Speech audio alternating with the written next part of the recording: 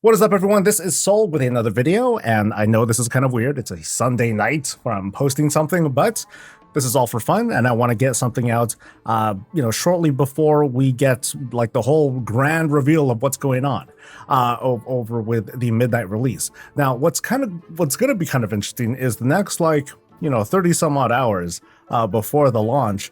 Anything can happen. Maybe someone will open up like some sealed box and be like, oh my god, look at all this midnight materials, and stuff like that. Things like that can happen. At the moment, it doesn't look all that likely, but who knows? We'll keep an eye out, and then I might post an emergency leak season episode. But in the meantime, we're here to just have fun and roast whatever it is that the fandom wants to try and convince us of. Please like the video, subscribe for more stuff, and let's entertain ourselves for a few hours tonight, shall we? Let's start with WoW midnight stuff I've seen. Believe me or not, I don't care. Me neither. Okay, I can't say where I work, but I've been in and out of meetings on the midnight promo stuff that's getting shown at Gamescom next week. I'm posting now because once the cinematic drops, you'll pretend you knew it anyway. Okay, this is already full of shit. Because, this is me making assumptions here, but I'm pretty confident about these assumptions. The cinematic is made in-house. WoW does all their stuff on the inside. Someone who's here, if this person isn't working at Blizzard, they haven't seen the cinematic. They might have seen cinematic stills, maybe something like that, but that might be it. But also, when it comes to revealing this sort of information, typically all this stuff is like compartmentalized. Anyone who knows a little too much has to be like really, really high up the chain in order to really have an idea of everything that's going on. You're a producer, you're a VP, you're a suit, you're Ian, or any of the other associate game directors. But that's all full of crap. But oh well, let's keep going. Let's see. Starting with zones. Quel'Thalas is one big seamless zone shard. Now it's kind of a hope of mine. You can fly from Eastern Plagueland straight into Eversong and Ghostlands without that dumb loading gate. There's going to be 5 main areas at launch, with Eversong that's revamped, Ghostlands, Zulaman Highlands, the Isle of Quel'Danas, and a creepy underground zone called the Rift Below under Quel'Danas. So, which is basically really like the whole Sunwell area, right? That's kind of what that is. Now, problems I have with this, one thing that the leaks haven't really addressed, and fandom too as well. If they're going to do Eversong and they're going to do a lot of Quel'Thalas, including the starting zone area, what's going to happen with that? And what's going to happen with the starting zone experience with the Blood Elves? Are they still going to have one? Is it going to be like the old world or what? Because if they're going to do a revamp, I would very much prefer to have a new starting experience for the Blood Elf race in these new 2025-2026 zones.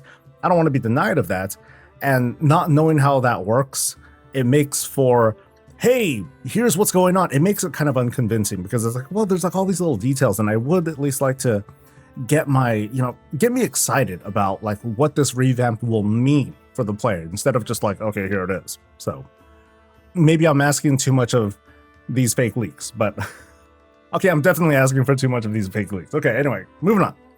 Eversong is going to be the leveling hub, which is kind of odd. Ghostlands is going to be mostly endgame. It's just like one zone away though, so it's going to be like Forbidden Reach and the dailies, which is very odd. Zulaman is going to be a half quest and half world event area. So Eversong is going to do like just a lot of heavy lifting, right? It's actually going to be doing like a lot of the zone stuff. But okay, sure. Silver factions include the Silver Guard, which are Blood Elves, High Elves, and Void Elves all working together. Oh, those faction heads, they would not be pleased by that. There's the Amani Ascendant, a troll faction led by Zulkar. He's a new guy. New guy is a really easy way to just kind of have the throwaway when you're making stuff up. Riftborn, friendly ethereals with void tech from the correct story in the War Within Season 3. They're called not Vandals, they're called the Wastelanders, buddy, the Wastelanders. And I don't know how they would show up. Yeah. I mean, well, I guess after the whole storyline, like you would figure like, hey, these ethereals, they kind of get what's going on with Azeroth. Maybe they're sympathetic to what's going on we help their world, they help ours, something like that. It's kind of a convincing thing, and it's been a prediction that, hey, maybe ethereals can be a playable race, so that would be the hook that would get them in. As for waiting for waiting for midnight, do we need to wait for that? Maybe not. And then finally, we have Order of the Dawnspire. Like fanatics who aren't thrilled Void Elves are hanging around their precious Sunwell, but they're a friendly faction anyway. And the Void Elves will be able to wrap up with them regardless. Okay. Systems. Housing is real. Oh my god. Dudes. Housing is real. Amazeballs. And it's in at launch. Which it's not. It should be a pre-order. We know this already. When this was made recently. 8/15. Yeah, these guys, this one missed. They missed hard. In at launch. Of course it's going to be in at launch. Yo. Instance plus instance. Okay, why is he describing it? Place, rotate, scale, recolor, unlock styles from resps and drops. Yeah. What kind of throw it? I don't even know if this leaker is knowledgeable about what's going on in WoW right now. He just got some old leak. I was like, oh, let me just put this in. Neighborhoods aren't in until a later patch, but Silvermoon, dude, this is like old. Someone copy pasted like an old something or other. Delves are back, but themed as void breaches with split paths and extra decor drops. Sure. Dynamic flight everywhere in Quothlas and Eastern Kingdom's connection. I don't even think that's like it's a term, but it's not really needed anymore. The terms that we use, Mr. I am part of the midnight promo thing, they should get stuff right and be like, no, it's called skywriting and steady flight. Well, sorry, I'm nerding out here, but oh well. 8 dungeons at launch. We're going to kick it off with the Sunwell Bastion, which is a direct lead into raid. I don't know what that term means. Farstrider Lodge, Sanctum of the Riftborn, Zulaman Reclaimers, the Blackened Halls, Sanguine Vaults, Riftspire Labyrinth, and Fallen Terrace. Some of these names sound cool. They sound convincing. Other ones are like, they're really like kind of phoned in. First raid is going to be defense. Wow, this dude knows a lot. Apparently, there's a lot that this small team or this marketing team is being told about. Sure. First raid is Defense of the Sunwell, half in the Sunwell Plateau, half in a new Void-scarred substructure. Final boss is Nizoran, a Void Lieutenant, but not a Void Lord. Mechanics will flip light and Void phases mid-fight. Okay, so like a Void Naruto, we've seen something like that, kind of. Story stuff, and they learned story stuff. It picks up right after War Within Season 3. The Void Lords figured out that the Sunwell can be turned into a prism of ending that can kill world souls. The Void Lords, so like just a bunch more just showed up. Like, hey, Dimensius is gone, so now that the big dog is gone, let's all come in and maybe we'll get our, suck our teeth into this Azeroth thing. She looks good, something like that. Is that what's going on? Because it's like the Void Lords are figuring this out. Wow, I think how about we just do what Dimensius did and just just violence their way in and shatter the planet? I don't know. Yeah, weird. Kael'thas's ghost shows up to help guide players. Oh man, happy Sunday. Lorthamar versus Alaria political drama in Silvermoon. So that asserts that he survived. Yeah, it doesn't even address what happened in that cinematic thing. But okay. Political drama in Silvermoon, because Alaria totally gives a damn about, leadership and what's going on and all that. Mid-expansion, we go to the Twisting Nether. Why are we going to the Twisting Nether? Because something. Okay. PvP and event bits. New battleground called Sunblade Skirmish. City fighting in the Silvermoon outskirts. City fighting in the outskirts of the city. Sunwell Flare events in open world. Burnout, Void Corruption, unlock vendors and cosmetics for a while. Okay, so kind of like the incursions that we've seen a good number of people talk about in recent leaks. The cadence, wow, he even has the whole roadmap. Okay, that's what we should have seen. We should have seen a fake roadmap. That would have been golden. That would have been such a good thing. That what's wrong, League season? Oh, I'm still on the first one. What's wrong with these people? No effort, man. No effort. And even putting together a picture like that, it's not too bad. I think I remember someone having done that for the War Within stuff. You know, they made their own kind of roadmap. It looked kind of convincing, even though it was kind of, you know, it looks kind of AI or whatever. But yeah, it looked good. Not here though. Come on, people. Anyway, so we have dungeons, whatever. Housing neighborhood. Yeah, look, season 3 for housing neighborhoods. Get out of here, dude. Marketing internally is gold versus violet. They're leaning hard into this being the most beautiful WoW expansion ever. Housing will be the big playable thing at Gamescom. Believe me or don't. I'll be laughing when you're watching the cinematic and the Silver Moon is burning. Now that's plausible. All right, that's plausible. We saw the whole thing with Lothamar. He's not looking in good shape. Maybe. I'm still hoping that Xal'atath is like, woo, woo, woo, woo, I'm gonna go ahead and, you know, beat your ass, and all of a sudden, boom, she gets like a headshot from, you know, Thalyssra. She's like super, super far away, and she has like this cosmic, I don't know, this cosmic Nightwell cannon. She's like, haha, I am a tinkerer now. And then everyone's like, whoa, what the fuck? And, you know, yeah. See that? Housing is real. Oh my God. Moving on, dude. Moving on to a midnight leak, maybe. All right, let's see how this this fence of text looks. Hey, I'll try and repost this here. It has been banned last 2 times, which is a really it's a really good way to lead things off. It was banned the last 2 times I posted it, but I've not played WoW in years. But what I saw, I looked like something that's going to be released in the next few days. I looked around on YouTube and whatnot, but did not see anything like it, so maybe I'm wrong, but what I saw was Xal'atath using what I guess is called the Dark Heart once again. Not played it in a long time and just trying to piece this all together. Why are you here? I feel it's the law. I have to finish this before this is gonna hurt. I'm sorry. Just trying to piece together this anyway. She's using it at the Sunwell and she is pulling power into it, and all of a sudden it starts to shake and then explodes with all kinds of void-looking magic and monster things knocking her back, and the look on her face says all she is panicked, and the panic spins around to, I guess, the opening, and a lot of charters rush in. Some of the main characters, I'm guessing because I recognize some of the people from when I played, followed by a large number of elves. The camera keys in on a female elf with a bow screaming, "What have you done?" And then I don't know if I have to cut to black there, or they noticed I was paying a little more attention than I should have since I was working on something in the room, but whatever. It looked cool as hell, and it made me want to reinstall when I get home and see what's up. I said, this may be nothing new, but I tried to look online some, but at work, and I can't really sit down and deep dive. I made it. Wow.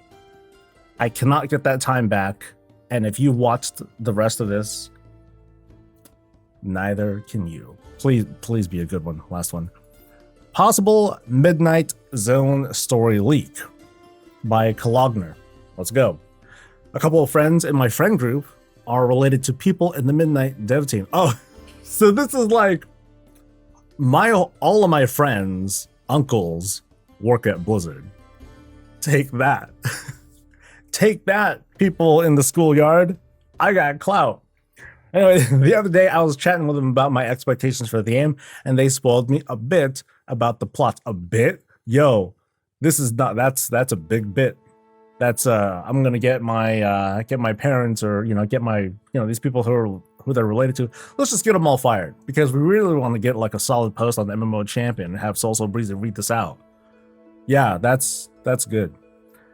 Midnight comes with 4 zones: Eversong Woods, including Silvermoon City and a revamped Sunstrider Island, the Ghostlands, the Amani Forest, and the Thalassian Wildlands. Now that kind of feeds pretty well into how there's supposed to be like different elven tribes that are going to be part of this grander Midnight story. Something that Metzen had referred to, but we'll see. Major spoilers: Lothamar dies. Get the fuck out of here, man. Fanboy. For me, it's like, I don't want him to die. I prefer not. He got married like off screen, and then he comes back for his first, cinematic debut just to get off. That'd be horrifying and plausible, by the way, but fuck off, dude. Don't tell me he dies. The Sunwell is corrupted from the start. Aethys Sunreaver is the new leader of the Blood Elves, despite being the Blood Elf player, I'm like a basic lore bitch. I'm not super familiar with like the politics around like Blood Elf leadership and, you know, between like Aethys and, well, I'm not even familiar with all the names, but I'm like, what happened to, ooh, what's her name? Liadrin. You know, she's been there. She's always been there. She comes through. I mean, maybe I'm just a fan of her because Paladin, whatever. Vrisa Windrunner leads the Alliance camp in the, quote, ruins side of Silvermoon in direct opposition to Aethys. Just get out, dude. I don't need you here. Okay, that's not true. But for it to be the ruins still, that would be pretty sad. Thalisto has a story arc of exploring the use of Elison's temporal magic to try and take back Lorthamar. Ooh, that'd be kind of cool. So imagine, at any 90s kids out there, there's a game called Chrono Trigger where there's a part where the main, spoiler alert, the main hero dies. Crazy. But the side characters, who are, you know, very cool characters too, the side characters concoct some plan and they create like a dummy clone of the hero, go back in time into this frozen moment of time, where swap out the body, and then everything just works out. Everything just somehow works out like that. So maybe something like this can work. Maybe the bronze dragons will get kind of pissed over something like that, but hey, who knows? Who knows what's possible when they don't have the Eye of Aman'Thul anymore, but oh well.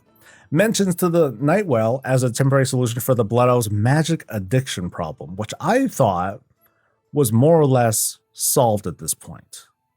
Because Sunwell. Well, okay, maybe the whole Sunwell problem is causing this new problem of theirs, okay? The project of growing an Arkandor, but for the Sunwell is part of the unifying the scattered elven tribes whole plot line with a Suramar patch. Why is it a question mark? Just say it. You know, dude who's like friends of whatever are working at Blizzard. Eretor is positioned as the child of light and shadow of Zera's prophecy. Despite prophecy, I wonder if I guess Blizzard can and should reattach themselves to some of these things that were like set up years and years and years ago, but part of me also wonders if that kind of stuff will just get thrown out too, because it's like, oh, why hamstring ourselves, or I'm sorry, why keep ourselves attached to something like that? But oh well. So he goes over all the zones. Let's go. Wow, all the zone plots are known between these. So they're related to like the story and quest design team, basically. Okay. So we start with the Thalassian Wildlands. Chronologically, it's the first zone and the introduction to the main leitmotifs of the expansion. I'm not familiar with the word, but okay. It's the location of the main Forest Riders Lodge as opposed to the Forest Riders Retreat in Burning Crusade and their training ground. It's a place for training Dragonhawks for riding. Eretor, Haldrin, and Alaria Shore story arc here. Anduin, Farin, and some Earthen Griffin riders are also present. There's going to be rage about, you know, Horde presence and all that. There's the Wildhammer Village. It feels like an Alliance theme zone. Oh, there we go. It is not necessarily, story-wise, a remarkable one, other than for its role in character development and its efforts to include high elves in the... Wow, so Leaker's already just like trash talking too.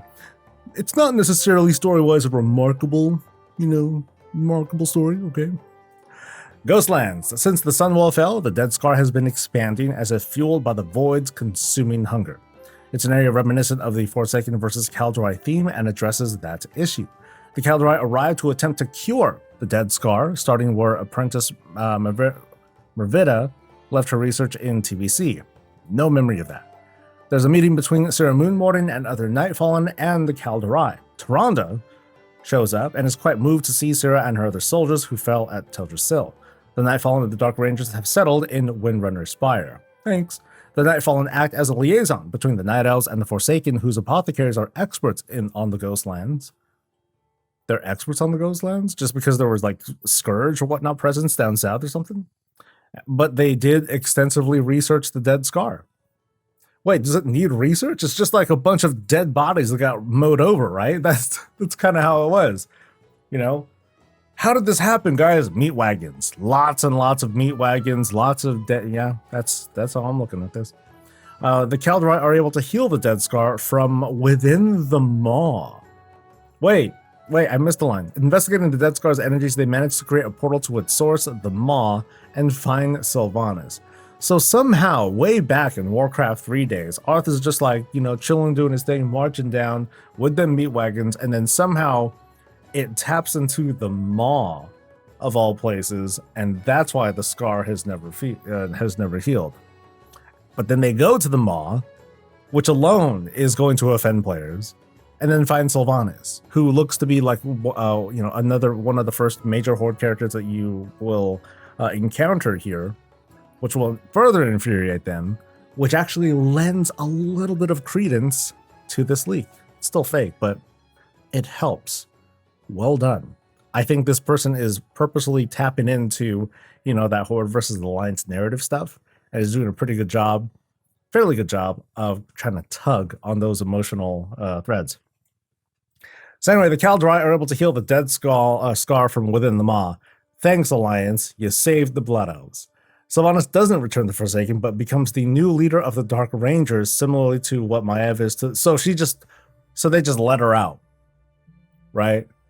Pelagos/Warden is like, it's, or what's it? Was it was Arbiter? Pelagos Arbiter person is like, yeah, you're good. You did all right. I'll let you out. No word of Nathanos.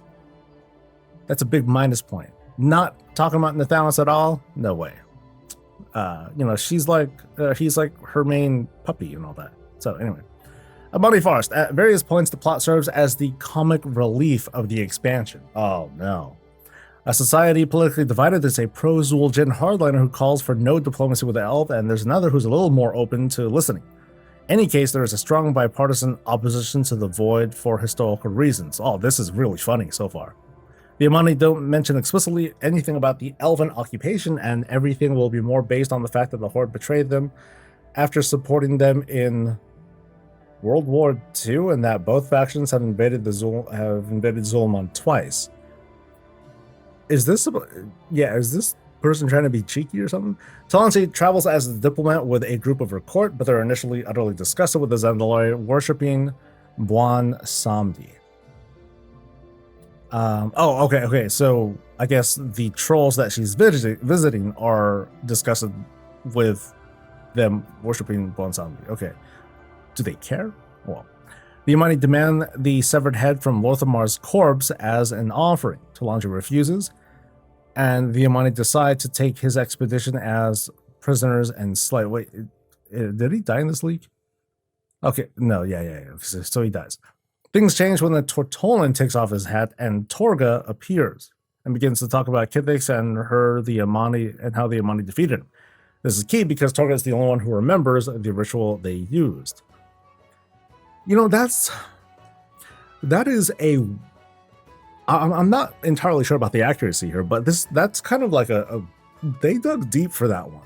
I feel like they dug deep for that one. So that's kind of like, that's pretty good.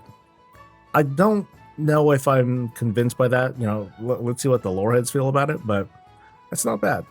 Towards the end of the story, Bwonsamdi allows the Amani to speak with Zul'jin, and against all odds, he delivers a message of unity among his people and cooperation in the face of the external threat in the Void. It's implied that this contributes to his redemption in Revendreth. It's unclear whether this is a manipulation by Bwonsamdi or a sincere statement from Zul'jin. Talanji is like, really? Can you be still for a moment, Bwonsamdi? Okay, I'm just kind of like, okay. These are a lot of details for one person to find out from this dude's friends. Oh well. Eversong Woods is chronologically the last zone. It has Talador vibes. Right, yeah. Is that what this person was told? Yeah, dude, it's like Talador. Oh, okay. Yeah, I don't quite know what that means. A lot of focus is on Blood Elf magic addiction and how a new Wretched are being created as a result. Wait, that fast? Yo, how much time has gone by since, I guess, the Sunwell was destroyed or corrupted or whatever? It's not like this instant cutoff and it's like, oh my god, it's not that bad. It's just kind of bad, but not that bad. The Void has infected a good chunk of the zone and continues to try and advance its positions towards Silvermoon. The main goal of the zone is to repair the 4 runestones, and then in the middle of the Void invasion. At one point, Terralion recalls Zero's prophecy and foreshadows that perhaps Eretor is the true child of light and shadow, and that Zero refused to see him as a candidate because they didn't want to accept the reality of Ilaria. Anduin emerges as another possible candidate, but he himself clarifies that the light is no longer as strong in him. I mean, he can use it. You know, he did kind of sort of res Khadgar, you know, so I guess he's like, oh, not good enough though. At a key plot point, as the war intensifies, the Vindicar is shot down and Trellian's fate remains unknown. Hopefully that'll involve a clothing change. I'm not a big fan of his. When things get worse, Velen saves the day and drives back darkness. I have no clue about details on systems, features, etc. because we're only talking about the story. So apparently, yeah, this dude just knows like half the people on the narrative team, and they spilled all the tea. They happen to know and just remember a whole lot of stuff, and that, at least from the looks of it, yeah, very hard for you know, just showing Alliance characters and stuff. And, you know, I guess it's starting to get to me. Like this whole talk about, you know, the Horde need to be included in blah, blah, blah, blah. I'm usually like very like in the middle of that sort of stuff. You know, I don't care as long as the story takes us there. The story is taking us here to like Blood Off Land and all that. So we're going to see a lot of elven stuff happen. But I do expect at some point the Horde and Alliance proper are going to show up and not just be stuck on a beach somewhere or stuck on boats or just chilling in like some one room area that they call an embassy. That are actually going to like go out and do stuff and crack some skulls. So these two middle ones are just like awful. I almost want to cut it out, but I can't let myself. So like these were, you know, there are things to cover. But boy, I guess this one I like the most. This one had like a couple of good bits in here that sound well thought out, almost convincing. But just the fact that this much information exists, all compressed into like, you know, like a small group of people, and then finally one person who decides to leak it. Of course, that's why it's full of shit. But yeah, I definitely see how this is really funny. Really funny. Way to make some examples of this. But oh well. That's going to be it for leak season, and there is probably not going to be one tomorrow. It's cutting way too close unless there's like something really, really big that drops that seems actually legit. This is the end of the fun part of leak season. You know, the end of me talking smack. So let me know what you think. God, which is not much. Please like the video, subscribe for more stuff. Catch me live, especially when we start doing all the midnight coverage and stuff. It's going to be going on all week. And I'll catch you later. Stay safe, stay healthy, and stay breezy.